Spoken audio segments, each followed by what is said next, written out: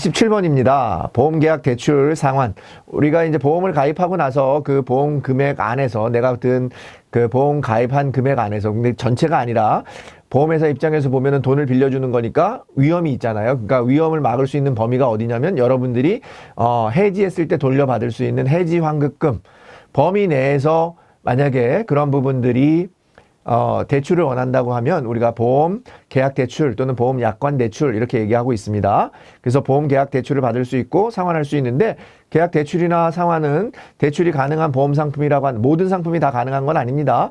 대출이 가능한 상품에 가입했을 경우에 여러분들이 해지 환급금이 있다 그러면 그 해지 환급금 범위 내에서 계약 대출을 받을 수 있다, 이렇게 기억하시면 되겠죠. 자, 틀린 거 고르는 문제니까 계약자는 보험계약 대출금과 이자는 언제든지 상환할 수 있어요. 꼭 정해진 날짜만 상환하는 게 아니고, 그 다음에 기납입 보험료가 아니라 뭐라고 했습니까? 해지 환급금 범위 내에서 우리가 여러분들이 대출을 받을 수 있고, 계약이 해지된 때에는 즉시 해지 환급금에서 계약 대출 원금과 이자가 만약에 여러분들이 먼저 받은 게 있다 그러면 그거를 빼고 줍니다. 아시겠죠? 여러분들한테 그냥 해지 환급금이 요만큼 있으니까 그냥 주는 게 아니라 기존에 대출을 받은 게 있으면 그 대출과 이자를 상계하고 나서 그 남은 금액, 해지 환급금의 남은 금액을 대출로 여러분들한테 제공하고 있습니다. 그래서 정답은 2번이 되겠습니다. 저축성 보험의 경우 대출이 불가한 게 아니라 대출이 안 되는 보험 상품이 별도로 있어요. 그러니까 그렇게 정해지지 않으면 저축성이든 보장성이든 다 대출이 가능하다라는 부분이니까 저축성 보험에 대해서 불가하다가 아니라 가능하다, 이렇게 보시면 되겠고요. 보험계약 대출 사실은 계약자의 개인정보이므로 수익자도 당연히 알아야 되지 않습니까? 해지가 다 돼가지고 나중에 보험계약 대출을 다 받아서 만약에 보험금이 발생을 했는데 보험 수익자가 모를 수 있으면 안 되겠죠. 그래서 보험 수익자에게 이를 통보할 수 없다가 아니라 통지해야 된다라는 부분이고, 계약자는 대출금을 계약 꼭 해당일에 상환하는 게 아니라 아무 때나 내가 돈 생기면 상환할 수 있다. 언제든지 빌릴 수도 있고 상환할 수도 있다. 꼭 기억하시면 좋겠습니다. 그래서 대출과 관련해서는 여러분들 요 단어 용 하나만 기억하겠습니다. 언제든지 대출 받을 수 있고 언제든지 상환할 수 있다. 근데 그 대출 금액의 범위는 해지 환급금이다. 그거 같이 기억하시면서 27번 우리 에센셜을 마치도록 하겠습니다. 28번입니다. 약관의 해석에 대한 부분인데요. 다음 중 약관의 해석에 대한 설명으로 틀린 거, 우리가 약관이라고 하는 것은 우리 보험회사가 만들어서 다수의 계약자들에게 일방적으로 전달하는 거예요. 그러니까 그 부분에 대해서는 계약자가 나는 전체를 다 동의하거나 거절하는 거지, 일부만, 나는 그 내용 중에 일부는 나한테 마음에 안 드니까 나 일부만 거절하겠습니다, 안 된다라는 거 기억하시면 좋겠습니다. 전체를 다 동의하거나 거절해야 된다라는 부분이고, 우리 누가 만든 거예요? 보험회사가 만든 겁니다. 약관은 보험회사가 만든 거기 때문에 누구한테 유리해야 돼요? 이 사람들한테 유리하면 안 되고 약자인 계약자에게 유리해서 계약이 성립된 것으로 보셔야 되고, 해석도 그렇게 하셔야 된다라는 부분 기억하시면서 보시겠습니다.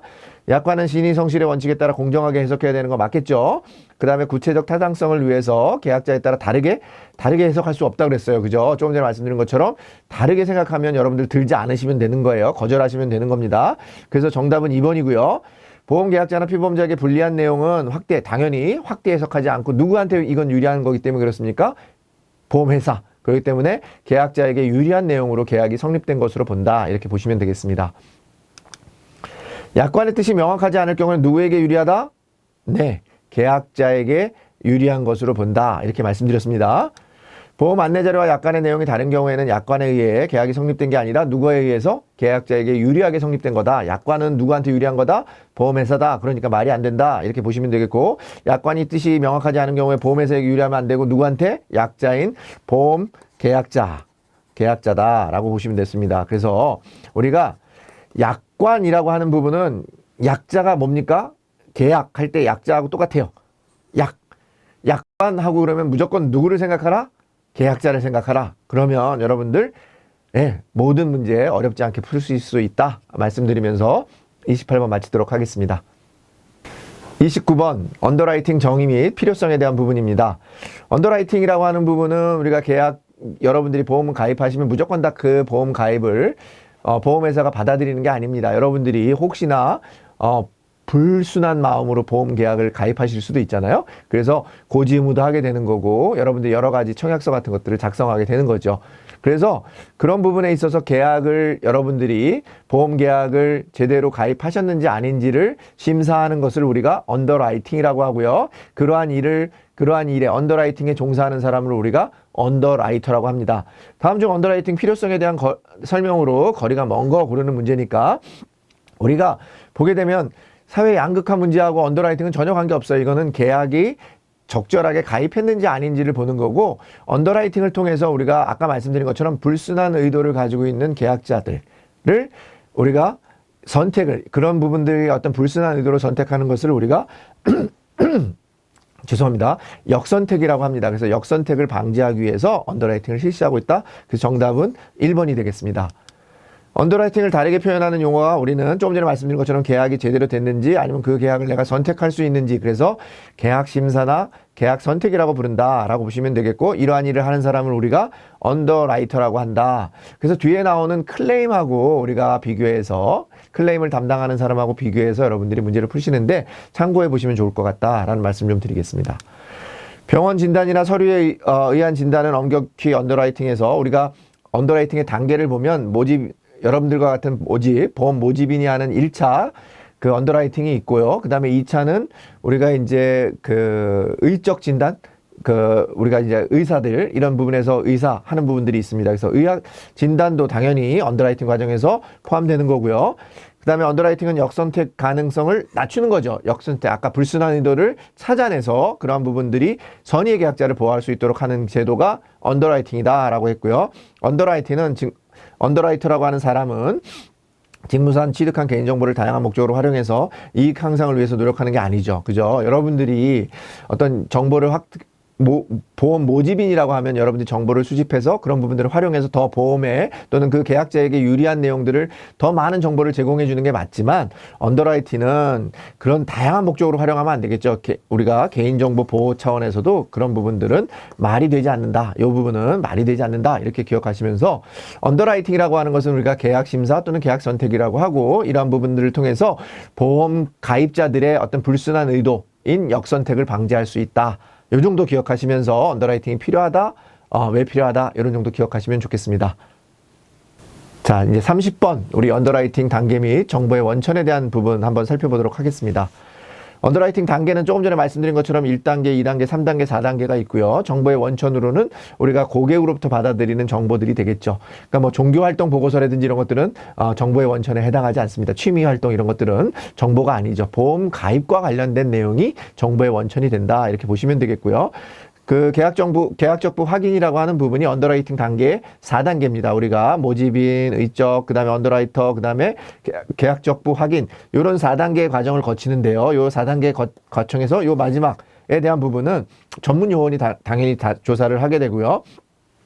피보험의 재정 상태, 우리가 언더라이팅이라고 하는 것은 돈을 조사하는 건 아닙니다. 어떤 그 계약자가 돈을 많이 갖고 있는지를 조사하는 게 아니라 신체적, 환경적 그런 위험도를 우리가 조사하는 거지 재정 상태까지 파악하는 것은 아니기 때문에 이 내용이 틀린 내용이 되겠고요. 그 다음에 보험사고 시 신속한 보험금 지급을 목적으로 하는 거예요. 그죠? 이 부분이 우리가 기본적으로는 계약적부가 확인이 돼서 이 사람이 만약에 사고가 났을 때 이건 충분히 보험금이 나가야 되는 부분이다 라고 하면 신속하게 보험금을 지급할 수 있도록 하는 제도가 되겠습니다. 그래서 틀린 내용은 재정 상태를 확인하는 부분은 아니다. 언더라이팅은 재정, 돈까지 확인하는 게 아니라 신체적인, 환경적인 그런 언더라이팅에 대해서 다루는 그런 부분이 언더라이팅이 된다. 이렇게 기억하시면 되겠습니다.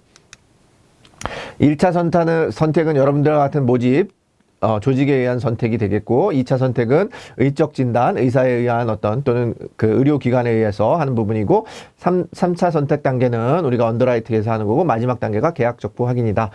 이런 부분은 시험 문제에 순서적으로 나오는 부분이 있고 가로치기도 가끔 나오기 때문에 여러분들 같이 기억하시면 되겠습니다. 보험계약의 심사 목적은 지급 여부를 결정하기 위해서가 아니라 우리가 지급 여부를 결정하는 게 아니라 뭡니까? 가입 여부를 결정하기 위한 부분이다. 이렇게 보시면 되겠고 계약적부 확인은 모든 계약을 다 하는 게 아니라 앞에 단에 우리 모집인이 고지하고 이런 부분들은 다 하죠. 그렇지만 계약적부 확인은 언제 하는 거다? 그런 계약에 한해서 꼭 필요한 내용에 대해서만 하는 거다. 그리고 우리가 시험 문제를 푸실 때 요령 중에 하나는 모든이라고 하는 단어가 들어가면 일단 한번 의심하셔야 돼요. 모든이나 뒤에 뭐뭐만 이렇게 들어가시면 한번 의심해 보시고 여러분들이 문제 풀어보시면 좋겠고요. 설계사에 의한 언더라이팅 단계는 아까 설계사는 모집 조직이니까 1차죠. 4차는 계약적부 확인 단계고 종교활동 보고서 같은 경우는 중요하지 않잖아요. 그죠? 그렇기 때문에 언더라이팅 원천에 해당하지 않는다. 이렇게 설명드렸습니다. 자, 단계 다시 한번 우리 모집 조직 단계, 의적 진단 단계, 언더라이팅 단계, 그 다음에 계약적부 확인 단계 기억하시고, 그 다음에 우리가 계약적부 확인해서 우리가 그 계약자가 가지고 있는 재정 상태를 조사하는 것은 아니다. 이런 정도 기억하시고, 여러분들이 정보의 원천에는 종교활동 보고서는 해당하지 않는다. 이렇게 기억하시면서 문제를 풀어보시면 좋겠습니다. 30번 마치도록 하겠습니다. 네, 31번 에센셜입니다. 언더라이팅 시 고려 대상에 대해서 알아보겠습니다. 우리가 언더라이팅 시 고려 대상에는 크게 보면 세 가지, 네 가지가 있죠. 신체적, 그 다음에 환경적, 그 다음에 도덕적, 재정적 이렇게 언더라이팅의 그런 고려 대상이 있는데요. 여기 이제 그 각각의 그런 고려 대상별로 내용이 맞게 짝지어진 거 아니면 맞게 고르는 거 이런 문제들이 출제가 되니까 여러분들이 언더라이팅 시 고려 대상에 이런 부분들은 신체적 언더라이팅이구나 아니면 환경적 언더라이팅이구나 아니면 도덕적 언더라이팅이구나 또 재정적 언더라이팅이구나 라고 하는 것을 구분해서 골라내시면 되겠습니다. 신체적 언더라이팅에 대한 설명으로 맞는 것을 고르는 문제입니다. 자, 1번 같은 경우는 생활환경 소득 수준이니까 돈하고 관련됐으니까 재정적인 거겠죠. 그 다음에 연령, 과거, 병력, 이게 뭐가 되겠습니까? 우리가? 네, 이것도 마찬가지로 이게 이제 신체적인 거죠. 그죠?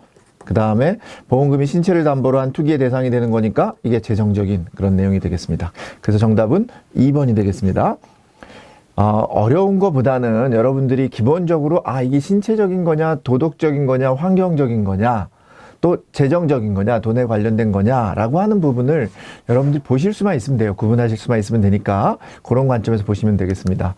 자, 직업에 대해서 업계 표준 직업 분류 및 등급표에 따라서 위험 등급을 이제 우리가 위험직에서 1에서 5등급으로 구분하는 거, 그러니까 직업을 그 위험 등급으로 구분하는 거 이런 거니까 환경적인 언더라이팅이 되겠습니다. 아시겠죠?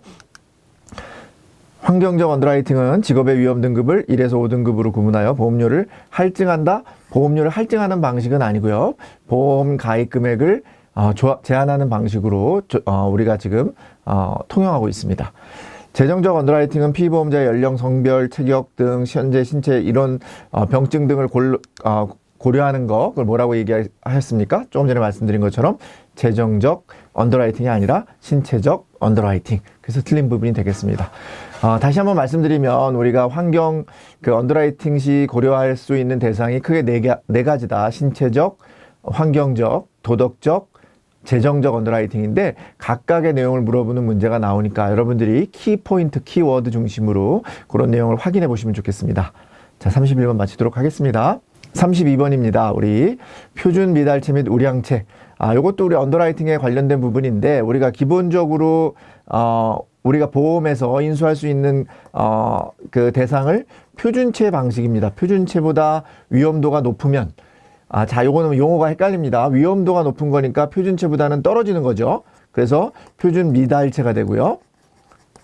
이해가 되시죠? 위험이 높으니까 미달이 되는 거고 만약에 위험이 적어요. 그러면 표준체보다도 위험이 적으니까 좋은 거니까 우량체가 되겠죠. 그죠? 요거는 말에 어떤 그런 혼돈이 있을 수 있으니까 여러분들이 용어로 잘 기억하시면 될 것 같아요. 가장 기본적인 표준이 있는데 표준보다 위험이 높으면 미달체, 위험이 적으면 우량체. 그러니까 우량체는 할인해주고 미달체 같은 경우는 아무래도 보험료를 할증하는 방식으로 하는 방법도 택하겠죠. 자, 우리 언더라이팅에 대한 설명으로 맞는 거 고르는 문제입니다. 우리나라 보험회사의 언더라이팅은 우량체가 아니라 표준체 중심으로 되어 있고요. 표준 미달체의 경우 보험금 삭감 방법, 그죠? 미달체니까 보험금을 삭감하는 거, 보험금을 좀 덜 줘서 우리가 인수할 수 있겠죠. 표준체보다 위험이 높은 경우를 우리가 표준 미달체라고 한다. 그죠? 우리가 표준체보다 위험이 높은 경우니까 아무래도 표준체보다 위험이 높으니까 미달체, 요 내용이 맞습니다. 그래서 정답은 3번이고요. 제가 2번 설명하면서 조금 다르게 설명을 했었는데요. 표준 미달체의 경우는 보험금 삭감 방법으로만 이렇게 표현이 들어가 있어서 틀린 거예요. 삭감할 수도 있고 보험료를 할증할 수도 있는데 만 들어가 있으니까 틀렸습니다. 제가 문제 풀 때 요령으로 모든, 뭐뭐만 이런 부분들은 틀린 지문으로 의심하시라고 말씀드렸으니까 그런 거에 해당한다 이렇게 보시면 되겠습니다. 표준 미달체 심사 시 과거 알았던 질병과 관련된 진단비나 이런 것들 때문에 우리가 담보하지 않는 거, 담보하지 않는다 그래서 부담보라고 합니다. 부담보. 그러니까 담보하지 않는 거예요. 우리가 요런 내용들은 보상하지 않겠다는 거죠. 과거에 이런 큰 질병이 있었기 때문에 그런 부분에 대해서는 우리가 인수하지 않겠다. 그거를 빼고 우리가 인수하겠다. 이렇게 이해하시면 되겠습니다. 고객에게 3년 이내에 보험사고 발생 시 보험금의 10%를 감액하고 지급하기로 했다. 자, 보험금을 감액한 거니까 우리가 앞에서 우리가 문제 풀 때 설명한 것처럼 보험금 삭감이라고 합니다. 아시겠죠? 보험금 삭감, 부담보, 보험료 할증 뭐 이런 것들이 있다. 이렇게 기억하시면 되겠습니다. 표준체보다 위험이 낮은 거니까 우리가 낮은 게 미달이 아니에요. 우리가 일반적으로 낮다 그러면 미달이 맞는데 위험이 낮으니까 미달체가 아니라 우량체가 됩니다. 표준 미달체의 계약 인수 경우는 보험료 할증, 부담보, 보험금 할인. 자, 우리가 일단 기본적으로는요, 보험금 할인이라고 하는 부분은 없습니다. 보험금 삭감이 있고, 보험료 할인, 보험료 할증, 그 다음에 부담보, 그 다음에 보험금 삭감, 이런 방법으로 진행을 하니까 할인이라고 하는 표현은 쓰지 않는다. 이렇게 보시면 되겠습니다. 자, 정리해보면 이렇습니다. 우리가 표준체를 기준으로 해서 위험이 높으니까 미달을 내는 거고요. 위험이 적으면 우량한 거가 된다. 용어가 바뀌어서 있기 때문에 여러분들이 문제를 풀다 보면은 우리가 일반적으로 미달된다 이러면은 좀 미달체로 생각하잖아요. 그렇기 때문에 근데 미달된다라고 하는 게 표준체보다 미달되는 거니까 우량하다라고 하는 의미가 된다라고 하는 것만 여러분들이 혼돈하지 않으면 충분히 문제 푸시는 데는 어려움이 없을 것 같습니다. 자, 32번 마치도록 하겠습니다. 33번입니다. 클레임에 대한 부분인데요. 앞서서 나온 언더라이팅과 비교해서 여러분들이 이해하시면 좋을 것 같습니다. 클레임이라고 하는 것은 우리가 통상적으로 보험금을 청구한 이후에서 끝까지 우리가 보험금을 지급해 주는 것 자체를 모든 업무를 우리가 클레임 업무라고 합니다. 그래서 설명 중에서 틀린 거 고르는 문제니까 우리가 클레임 담당자는 당연히 보험금을 줘야 된다, 안 줘야 된다라고 하는 부분이니까 의학 지식도 있어야 되고 청구에서 지급까지 일련의 업무를 우리가 클레임 업무라고 정의하고 있습니다. 계약적부 확인이라고 하는 건 뭐라고 얘기했습니까? 우리가 언더라이팅의 네 번째 단계가 계약적부 확인 단계가 있었습니다. 그래서 계약적부 확인을 통한 조사는 클레임 업무가 아니라 언더라이팅 업무가 되겠습니다. 그래서 정답은 3번이 되겠습니다. 클레임 업무 담당자는 계리인 자격, 계리인 자격이라고 이미 써놨으니까 당연히 뭐가 되겠습니까? 예, 계리인 자격이라고 하는 것은 언더라이팅 자격이 되겠습니다. 보험계약 대출 신청 및 처리는 클레임의 주요 업무 중 하나이다. 이렇게 되어 있습니다. 그래서 계약 대출 신청 및 처리 업무는 클레임의 주요 업무 중 하나가 아니라 우리가 계약 대출 신청하고 이런 부분들은 오히려 계약 적부와 관련된 부분이기 때문에 그 대출 업무라는 게 별도로 있어요. 클레임 업무라고 하는 것은 보험금을 청구해서 보험금을 심사해서 보험금을 지급해주는 업무가 되겠습니다. 그래서 클레임 업무의 주요 업무가 아니다라는 부분 같이 기억하시면 되겠습니다. 조금 전에 말씀드린 것처럼 클레임과 언더라이팅이 그러니까 클레임을 담당하는 사람과 언더라이터, 그러니까 클레임이라고 하는 업무와 언더라이팅, 요거는 비교해서 자주 나오니까 여러분들이 언더라이팅에서 요구되는 자격들, 우리가 뭐 FKLU라든지 아니면 계리인 자격이라든지 이런 부분들이라고 한다 그러면 클레임하고는 관계없다. 요 정도 기억하시면서 확인해 보시면 되겠습니다. 자, 이상으로 33번을 마치도록 하겠습니다. 34번입니다. 보험회사 영업행위 윤리 준칙에 대한 내용인데요. 이런 내용들은 윤리행위라든지 뭐 영업행위라든지 이런 거 관련해서는 모집 준수사항이라든지 특별히 금지사항이라든지 뭐 다양한 어떤 금지사항들이 나오고 있습니다. 근데 이런 부분들이 내용들은 굉장히 많은데 실제 문제들은 내용들을 읽어보시면 여러분들이 쉽게 답을 고르실 수 있는 그런 내용들로 되어 있습니다. 그래서 그러한 부분에서 여러분들이 골라내시면 되겠지. 일일이 다 보시면서 이게 어떤 행위에 위반되는 행위다라고 하는 것까지 다 기억하시는 것은 오히려 약간 시간 낭비라고 생각하시면 좋을 것 같습니다. 여기서 지금 우리 보험회사와 모집 종사자의 부당 영업행위에 해당하지 않는 거 고르는 문제입니다. 해당하지 않는 거. 자, 조금 전에 말씀드린 것처럼 경비한 질병에도 불구하고 장기간 병원에 입원하기를 권유하는 거라든지 이런 경우 안 되겠죠. 그러니까 당연히 안 되는 겁니다. 그 다음에 고객의 소득 및 보험가입 목적을 파악해서 이에 맞는 보험 상품을 권유하는 거 얼마나 정상적인 행위입니까? 그죠? 여러분들이 영업하시게 되면 이렇게 정상적인 영업행위를 하셔야 되는 거죠. 그죠? 정도 영업입니다. 자, 승인받지 않은 자료 사용하는 거 당연히 안 되겠죠. 그러니까 정답은 2번이 되겠습니다. 조금 전에 말씀드린 것처럼 어려운 부분이 아니라 읽어보면 상식선에서 고를 수 있는 부분이니까 길고 어렵다고 해서 여러분들 포기하지 마시고 잘 읽어보시면서 상식적으로 틀린 지문을 골라내시는 연습을 좀 하시면 좋을 것 같습니다.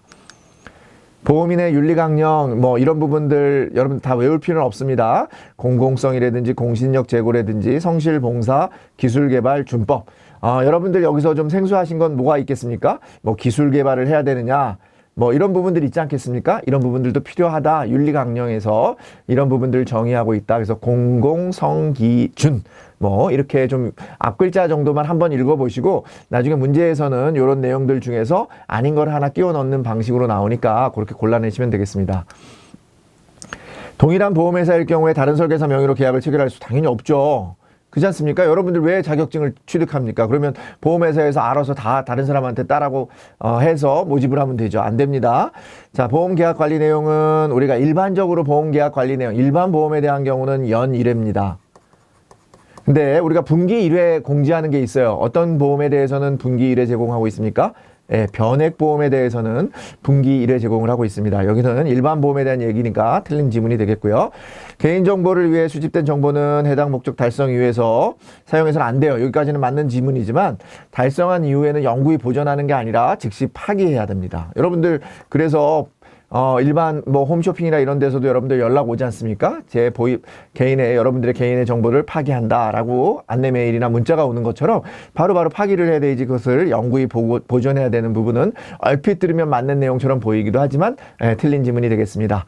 자, 다시 한번 말씀드리겠습니다. 영업행위 윤리준칙에 대한 내용들은 정말로 여러분들이 상식적인 선에서 고를 수 있는 문제니까 어렵다고 생각하지 마시고 전체적인 내용을 한 번 정도만 정독하시면 충분히 문제 푸시는데 어려움이 없을 거다 생각을 하면서 34번을 마치도록 하겠습니다. 35번입니다. 보험 설계사의 보험업에 대한 책임입니다. 여러분들이 지금 모집인이 돼서 보험업에 대해서 여러분들이 보험회사를 대신해서 그 중요한 업무를 수행하고 계시는 거죠. 그렇기 때문에 보험업에 대해서도 여러분들이 책임이 있다라고 하는 부분 반드시 기억하시면서 이 내용도 마찬가지입니다. 전체적으로 보시면 이런 내용들은 해야도 되겠다 안 되겠다라고 하는 것은 상식선에서 여러분들이 판단하실 수 있습니다. 자, 비윤리적 판매 행위에 해당하지 않는 것, 그러니까 비윤리적 행위에 해당하지 않는 거니까 비윤리적 판매 행위인 것을 고르는 거죠. 그래서 고객의 진정한 필요에 의해서 보험계약을 전환하고자 하는 경우 비교해서 보험의 자필 서명을 받는 행위는 어떻습니까? 정상적인 행위고 위탁계약을 체결한 보험회사 다른 회사 금융상품 대리 돈을 받는 행위는 비윤리적인 판매에 해당하고 보험 설계사가 고객과 공동으로 수수료를 갖는 것도 안 되는 거잖아요. 이 두 가지는 안 되는 거고 이거는 당연히 해야 되는 거니까 이 행위는 비윤리적 판매 행위에 해당하지 않는 거가 되겠죠. 그죠? 그러니까 비윤리적 판매 행위에 해당하지 않는 거 고르는 문제니까 정답은 1번이 되겠습니다. 내용이 어렵게 보이지만 읽어보면 상식적으로 틀렸잖아요. 그죠? 그래서 그런 부분들을 골라내시면 되겠습니다. 3대 기본 지키기 뭐였습니까? 여기 나와 있는 것처럼 약관 교부, 그 다음에 중요한 내용을 설명하는 거, 그 다음에 청약서 사본을 전달하는 거, 반드시 자필 서명을 안내하고 확인을 받는 겁니다. 자, 3대 기본 지키기 다시 한번 말씀드립니다. 우리가 보험 약관의 교부 및 중요한 내용을 반드시 설명하셔야 되고 청약서 사본을 전달하셔야 되고 자필 서명을 받으셔야 됩니다. 이 3대 기본 지키기를 안 하셨을 때 여러분들이 위반하셨을 때는 계약자는 그 계약을 3개월 이내에 취소할 수 있다. 그죠? 보험회사에게 엄청난 불이익이 처해지는 겁니다. 전화, 팩스 또는 이런 영리 목적의 광고성 정보는 사전에 고객의 동의 없이도 고객이 보낼 수 있다. 이건 상식적으로 말이 안 되잖아요. 그죠? 영리 목적의 광고성 정보니까 사전에 고객의 동의를 받으셔야 됩니다. 보험 설계사는 금융감독원이 심사하여 관리번호가 부여된 보험 안내자료.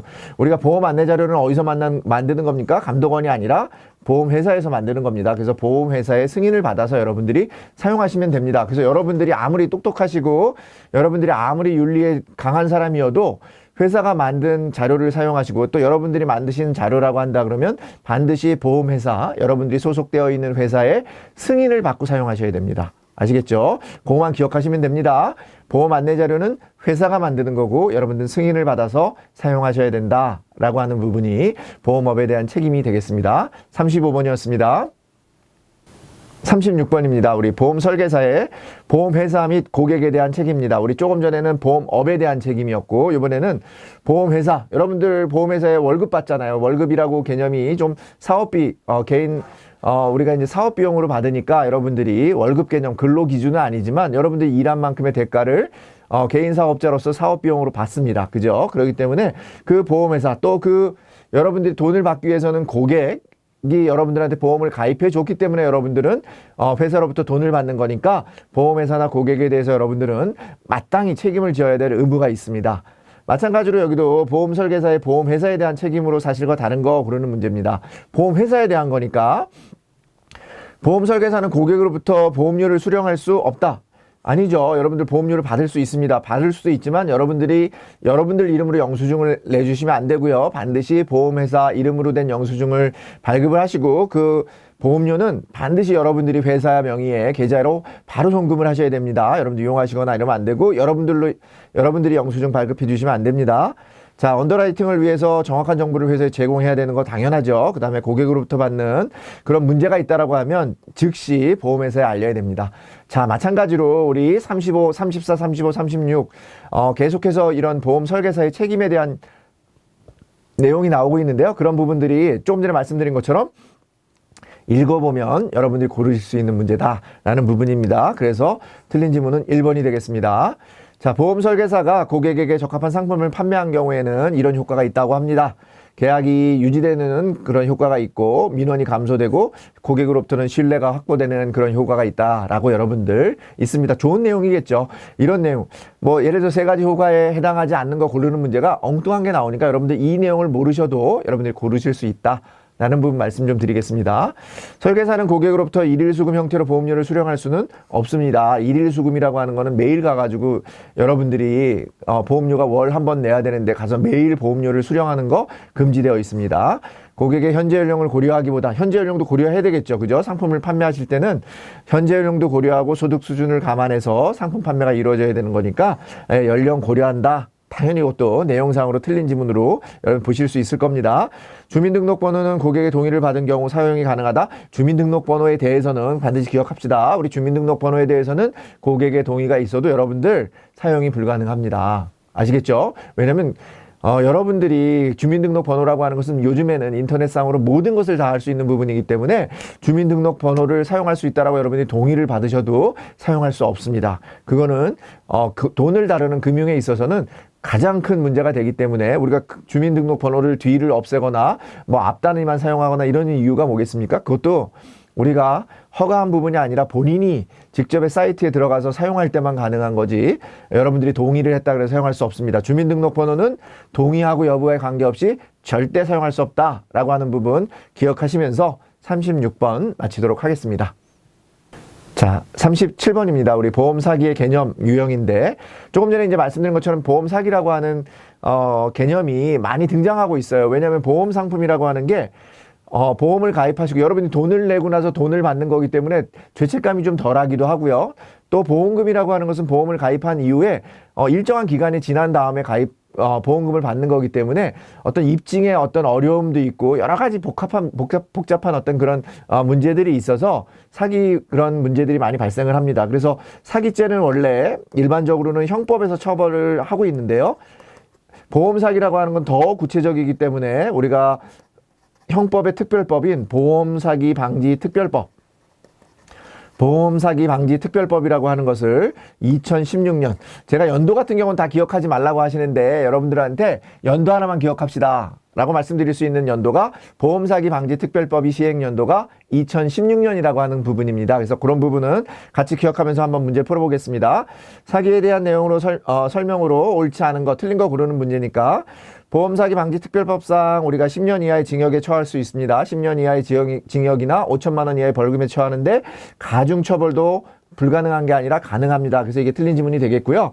보험사기는 계약의 사행수 아까 제가 말씀드린 것처럼 약간 복권적인 성격을 가지고 있는 거예요. 내가 보험료를 내고 나중에 큰 돈의 보험금을 받기 때문에 그런 악용을 이용해서 문제가 발생할 수 있고, 최근에는 국민 피해를, 일반 국민이 피해를 과장하는 등의 연성사기, 연성사기하고 경성사기가 있는데요. 여러분들 연성사기는 추가적인 피해자가 발생하지 않는 겁니다. 좀 과장해서 보험금을 받아내는 거고, 고의로 뭔가 조작하는 것은 경성사기가 되겠습니다. 근데 최근에 이런 생계형 범죄들이 많이 늘어나고 있습니다. 그래서 연성사기 위주의 범죄가 늘어나고 있다? 맞는 지문이 되겠습니다. 보험사기 방지특별법상 우리 처벌 기준은 아주 강하게 처벌을 하고 있습니다. 10년 이하의 징역 또는 5천만 원 이하의 벌금입니다. 법이니까 징역 또는 벌금입니다. 과태료가 아니라 징역 또는 벌금에 처하고 있고, 특정 군의 특성에 기초해서 우리가 조금 이런 부분들보다 훨씬 높은 위험을 가진 사람이 가입하는 거, 약간 속여서 가입하는 거, 이런 것들을 우리가 뭐라고 하냐면 역선택이라고 합니다. 역선택이라고 하는 부분이 우리가 발생할 수 있습니다. 그죠? 보험이라고 하는 것은 자기의 어떤 질병이나 이런 부분들을 숨기고 가입할 수 있기 때문에 내가 원래는 보험료를 더 많이 내야 되는데 그렇지 않고 선택할 수 있기 때문에 역선택의 가능성이 높습니다. 경성사기는 보험금을 실제 손해보다 과다하게 청구하는 것으로 피해자가 없는 거, 피해자가 없는 거는 연성사기, 피해자가 추가로 발생하는 거 경성사기. 경성사기는 고의, 연성사기는 여기 나와 있는 것처럼 과다 청구, 과다, 이런 표현으로 여러분들 같이 기억하시면 되겠습니다. 고혈압을 숨기고 보험에 가입한 경우는 보험사고의 고의적 유발이 아니라 고혈압을 숨겼으니까 사기적 그런 보험 사기 유형이 되겠습니다. 최근에는 보험 사기 유형에 대해서도 좀 시험 문제에 자주 출제가 되고 있으니까 기본적으로 여러분들이 사기 유형에 대해서 몇 가지 아시면 될 것 같은데, 기본적으로 사망을 했다? 근데 사망하지 않은 것으로 한다? 그러면 사기입니다. 그죠? 사망을 했다. 죽었다고 하면 예를 들어서 죽지 않았는데 죽은 것처럼 하면 위장. 그죠? 죽었는데 죽은 것처럼 죽었는데 그 죽은 것을 가지고 보험에 가입시킨다? 그건 사기. 아시겠죠? 그래서 이 정도만 구분하시고, 사기 유형에 대해서 최근에 많이 나오고 있다라고 하는 거 같이 기억하시면서 문제를 보시면 좋겠습니다. 자, 이상으로 37번을 마치도록 하겠습니다. 38번입니다. 보험사기의 특성. 조금 전에 이제 특성도 좀 말씀을 드리면서 37번을 설명했기 때문에 여러분들께서 38번에서 한번 사기에 대한 설명으로 맞는 거 한번 골라보시겠습니다. 보험사기로 인한 피해는 보험하세에 한정되겠습니까? 그럼 문제가 되지 않겠죠. 그게 아니라 선의의 피해자가 발생한다. 보험사기로 인해 보험료가 인상해서 선의의 계약자에게 피해가 전가된다. 그죠? 조금 전에 말씀드린 것처럼 틀린 지문이 되겠습니다. 맞는 지문이 되겠습니다. 전가되는 겁니다.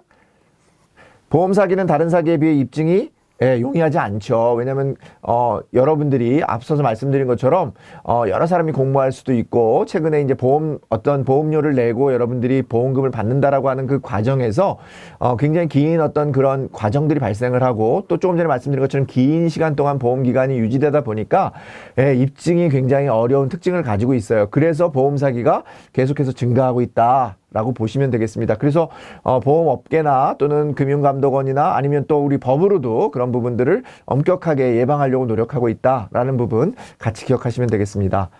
보험사기 계약의 4가지 특징, 우리가 조금 전에 말씀드린 것처럼 보험사기라고 하는 것은 고액, 다수에서 보험계약이 되고, 비연고성 및 자발성 계약이라는 거죠. 그러니까 우리가 이제 연고성이 없기 때문에 어렵다라는 거예요. 찾아내기가 어렵고, 그 다음에 우리가 사기 계약 같은 경우에는 내가 멀리 가서 계약을 하는 거예요. 여기 이 동네 사는데 만약에 저쪽 지방 가서 가입을 한다거나 이러면 부자연스러운 계약이 되겠죠. 그 다음에 우리가 일반적으로 연고가 있어서 보험을 가입하는데 연고가 없어요. 그냥 내가 모르는 사람한테 일부러 가서 가입을 해요.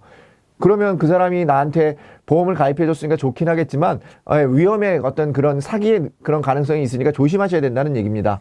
보험 사기자들의 어떤 개인적인 특징이 있다라는 거예요. 이게 아무래도 내가 보험료를 내가 내 돈을 받는다라고 하는 개념에서 덜 죄책감이나 이런 것들이 느껴지기 때문에 사기 계약이라고 하는 것들이 다양하게 이루어지고 있다라고 보시면 되겠습니다. 자, 이런 문제들이 시험에 나오는 건 아니니까 여러분들이 이런 문제에서는 틀린 지문을 골라내는 건 그렇게 어렵지 않다라는 부분 말씀드리면서 연관 함정 문제 한번 살펴보도록 하겠습니다. 최근에는 개인의 단독 보험 사기가 단독 보험 사기 범죄가 증가하고 있다 이렇게 되어 있는데 아니죠. 단독이 아니라 조직화되고 있다, 다양화되고 있다, 이런 얘기 시험에 나왔습니다. 그래서 범죄는 어떻게 보면 좀 다양화되고 있다, 그런 부분들이 다양화, 조직화되고 있다, 그룹화되어 있다, 단독은 아니다, 이렇게 보시면 되겠습니다. 두 번째는 보험 사기가 증가하더라도 공보험료 인상으로 이어지지는 않는다. 당연히 공보험료로 인상이 돼서 정가가 돼가지고 사회 전체적인 피해가 돼서 그런 문제가 되는 거죠. 그래서 이렇게 보험 사기를 또는 법으로도, 그죠? 우리가 이제 형법에서 처벌하지 않고 확대해서 보험 사기 방지 특별법이라고 하는 것을 시행을 하고, 그죠? 그 다음에 또 우리가 여러 방면으로 보험회사 협회, 생명보험 협회들 포함해서 보험사들이 보험 사기 예방에 적극적으로 나서는 이유가 그냥 한 사람한테만 피해가 가면 문제가 없습니다. 그죠? 그렇지만 그게 아니라 보험료도 인상되고 이러다 보면 전체적으로 피해가 전가되기 때문에 이런 것들을 저희가 충분히 예방할 수 있도록 노력해야 된다라는 부분이 되겠습니다. 자, 세 번째는요. 보험 사기로 인한 피해는 피해자와 보험회사에 한정된다. 조금 전에 말씀드린 겁니다. 피해자와 보험회사에 한정되면 문제가 없지만 그게 아니라 사회 전체적으로 이런 부분들이 전가된다. 이렇게 보시면 되겠습니다. 그 다음에 우리 마지막으로는 보험 사기가 증가하는 이유는 종류의 다양성. 우리 사기가 증가하는 이유는요. 앞서서 나와 있는 것처럼 사행성 특성을 가지고 있는 보험 사기이기 때문에 어쩔 수 없이 발생을 하는데 그러한 부분들이 보험 종류가 다양해지기 때문에 사기가 늘어나는 것은 아니다. 라는 거죠. 그건 당연한 거 아니겠습니까? 종류가 늘어나서 사기가 늘어난다는 것은 조금 문제를 위한 문제라고 보시면 되겠습니다. 자, 이상으로 우리가 이제 38번 에센셜을 마치도록 하겠습니다. 보험 사기 방지 활동에 대한 부분이 되겠습니다. 39번이 되겠는데요. 우리 다음에서 보험 사기 방지 활동, 제가 좀 전에 말씀드렸습니다. 사기 활동이라고 하는 것은 굉장히 많은 그런 부분들이 일어나고 있기 때문에 그런 부분들을 우리 보험업계라든지 아니면 금융감독원이나 또는 생명보험협회, 그 다음에 우리 또 경찰이나 아니면 이런 전체적인 그런 법이나 이런 것들을 통해서 다 같이 노력을 하고 있다라고 보시면 되겠습니다. 틀린 거 고르는 문제니까요. 어떤 부분이 틀렸나요? 보험회사는 특별조사반을 만들어서 적극적으로 대처하고 있어요. 그렇지만 보험회사가 처벌활동을 강화할 수는 없습니다. 여러분들 사기졌다 그래서 처벌하는 것은 아까 보험사기 방지 특별법에 의해서 10년 이하의 징역 또는 5천만 원 이하의 벌금에 처하게 돼 있는 거죠. 그러니까 정답은 1번이 되겠습니다. 금융감독원은 불법행위에 대해서 공동 대응하고 있고 보험협회는 많은 활동들을 하고 있다. 이런 거 읽어보시면 크게 틀리게 느껴지지 않는 부분이니까 여러분들 정답을 고르시는 데는 어려움이 없을 것 같습니다. 최근에 보험사기 경향은 아까 어떻다고 그랬습니까? 큰 금액을 노리는 게 아니라 계획적인 그런 경성사기보다는 고의적인 사고보다는 피해를 과장해서 보험금, 연성사기 위주의 생계형 보험사기가 증가하고 있다라고 하는 부분 말씀드렸으니까 경성사기 위주가 아니라 연성사기 위주의 생계형 범죄 보험사기가 증가하고 있다. 이렇게 기억하시면 되겠습니다. 금융위원회는 아까 보험사기 특별조사반 어디서 운영한다 그랬습니까? 보험회사가 운영한다 그랬습니다. 보험회사에서 운영하는 거지 금융위원회가 아니다 라는 말씀드리고 보험업계 종사자의 보험사기 행위를 명시적으로 금지하는 법률적 체계가 마련되지 않았다? 법률적 체계가 마련됐죠. 그래서 우리가 지금 보험사기 방지 특별법이라든지 이런 부분들 또 보험업계에 종사하는 사람들에 대해서도 이런 부분에 사기에 연루되면 안 된다라고 하는 법 체계가 이미 마련되어 있습니다. 이미 마련되어 있다. 보험 설계사가 우리 보험 사기에 연루되어 유죄가 확정되면 금융감독원에 금융질서문란자가 아니라 금융감독원이 아니라 한국신용정보원에 우리 금융질서문란자로 등재됩니다. 자, 이런 부분들 우리가 여기 사기 방지 활동에 대해서는 기관명하고 어떤 활동 내용이 연계되는 부분을 틀리게 나오는 부분이 많으니까 그런 부분들 아까 말씀드린 것처럼 다 외우지 마시고 잘 외워지는 부분 하나, 좀 전에 말씀드린 것처럼 보험회사는 사기특별조사반 이런 정도로 기억하시면 여러분들이 문제를 푸시는데 어려움이 없을 것 같다라는 말씀 좀 드리면서 39번 마치도록 하겠습니다.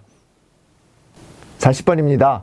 생명 존중과 자살 예방. 우리가 생명보험이기 때문에 자살이라고 하는 부분, 아까 생명보험회사에서는 2년이 지나면 우리가 자살한 경우에도 보험금이 나가기 때문에 자살 예방에 대한 부분은 굉장히 심각한 문제라 할 수 있습니다. 그죠? 왜냐하면 자살 많이 일어나고 있는데 그런 부분에 대해서도 보험금을 지급하니까 우리는 생명보험회사에서는 업계와 공동으로 대응을 해서 이런 부분들을 예방을 하고 있습니다.